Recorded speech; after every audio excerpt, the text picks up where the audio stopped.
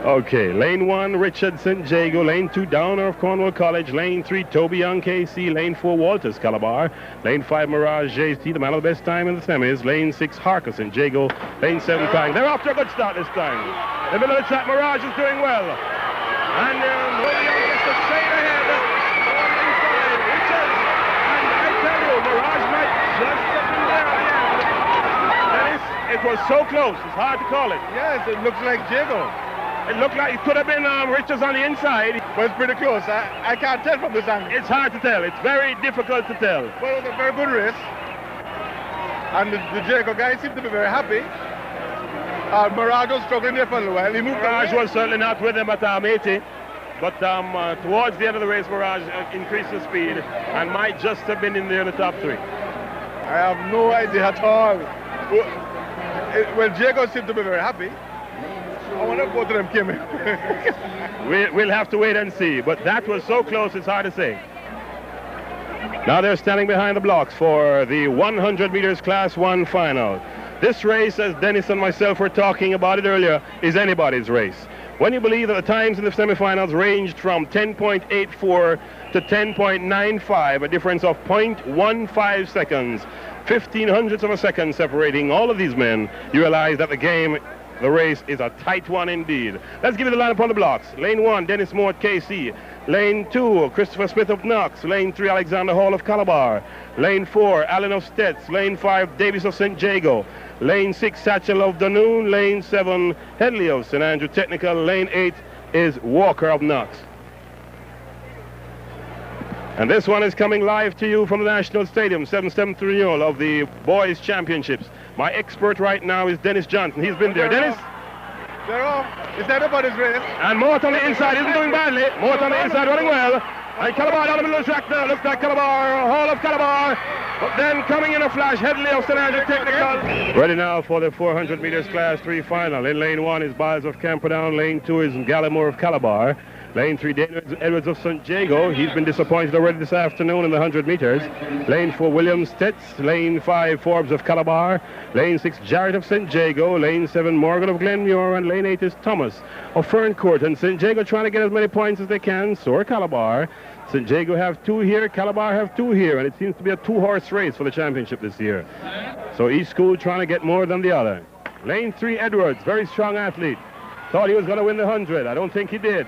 And now here it is in the 400 meters Class 3. Edwards really piling on the pressure, but so is number 5, lane 5, Forbes of Calabar.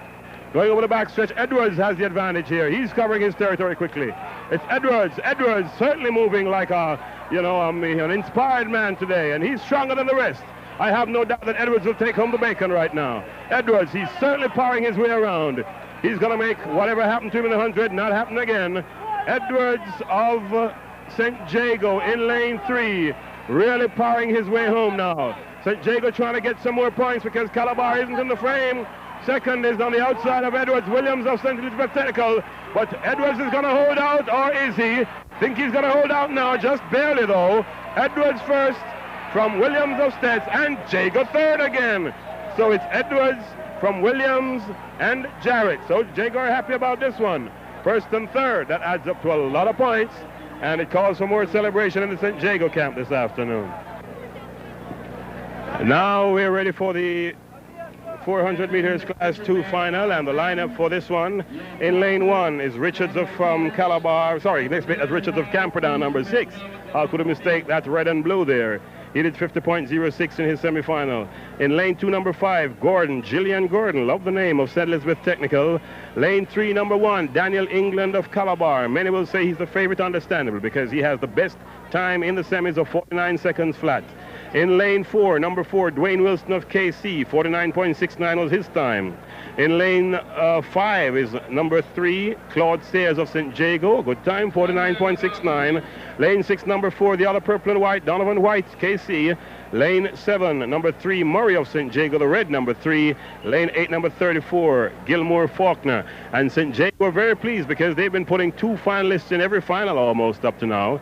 And interestingly, they've been placing 2, so it means that Calabar are fluttering a little in the stomach, I'm sure. So now we're going to see 2 purple and white, perhaps for the first time this afternoon, and pardon the bias, but understandably that's where my sympathies lie. And this, the 400 meters Class 2 final. And right now we think the man who is likely to take it home is the man who won the Carifta trials, Daniel England, in lane 3. A good athlete, powerful athlete, very strong contender. And let's see what the 400 meters Class 2 has in store for us this afternoon. Again, we have St. Jago represented twice. In lane 5 we have Sayers, and in lane 7 we have Murray. And now we're trying to see what's to come of this. The record in this event held by Thomas Mason of St. Jago's. And now let's see if Daniel England can do better than that 48.22. Not out of the question, because he did 49 in the semifinals and he wasn't pushed.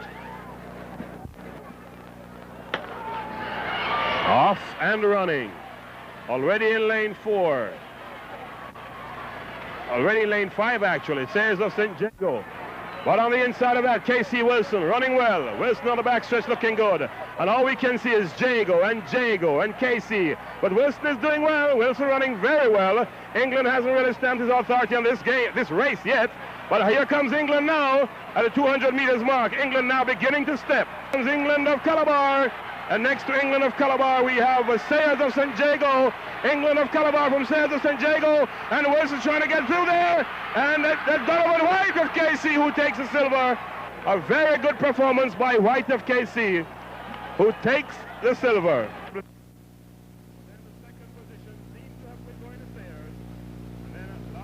This one is, as some would like to say, the killer.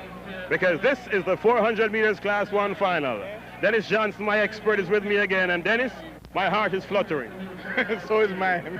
Let's give you the lineup first of all, though. In lane 1 is red number 10, Michael Rhodes of St. George's College, with the best time in the semis of 48.6. Lane 2, number 2, Delroy Francis of Calabar, best time 48.2 in the semis. Lane 3, number 5, Anthony Wallace of Steds. He did 47.6 in the semifinals. Lane 4, number 10, Lindale Patterson. He won it in Class 2. Can he win it today in Class 1? He's from St. George's. He did 47.4 in his semifinal. Lane 5, number 3. This is the man who's already, call it, equaled the existing record by Ian Stapleton. He did 46.2 hand-timed, 46.41 at the Carifta trials. That's the man in lane 5. He's wearing a light blue top, a dark blue bottom. He's wearing number 5. That's not quite true about the color there, but lane 5, number 3 is Thomas Mason. He's actually wearing yellow and green. My apologies to St. Jago. And lane 6, Kerry Johnson, defending champion of Camperdown. He's got the best time so far this meet. He did 46.9 to win his semifinal. And he was running well, and he beat Patterson very comfortably. In lane 7, number 4, Burke of KC. Lane 8, number 13, Barrington Campbell of Knox. But Thomas Mason has already beaten all of them this year. At the Carifta trials, he did 46.41. That's a lot of running. So, Dennis, as we look at the field and as we anticipate the biggest race, as people would tell us, of the championships, what do you say? Well, I'm now looking at Kerry Johnson, Patterson, and Thomas Mason. The winner should come from any one of these three. I saw Kerry Johnson run yesterday. He was ready. And he was beautiful. Well, relaxed. Yes, sir. Well, he's the man in red going down on the blocks in lane 6. And Thomas has been working hard all day. So, it might be a little bit ticklish. Well, this is the thing, because Mason has had a lot of work. He's been doing some jumps, and he's done the hurdles 400 yesterday, which he won. But Kerry Johnson's here for this event alone. And Patterson is very good. So the excitement is in the air, the gun is gone, and the athletes are gone. And already Thomas Mason, sorry, not Thomas Mason, Lindale Patterson. Already Patterson is moving up very well. Patterson moving up very well behind Kerry Johnson. Kerry Johnson is now out front of the backstretch, but don't forget, he's in lane 6. Lindale Patterson in the light blue and the dark blue top is running well too. Right now, it's Kerry Johnson, Lindale Patterson. We're not seeing Thomas Mason showing, but here comes Thomas Mason.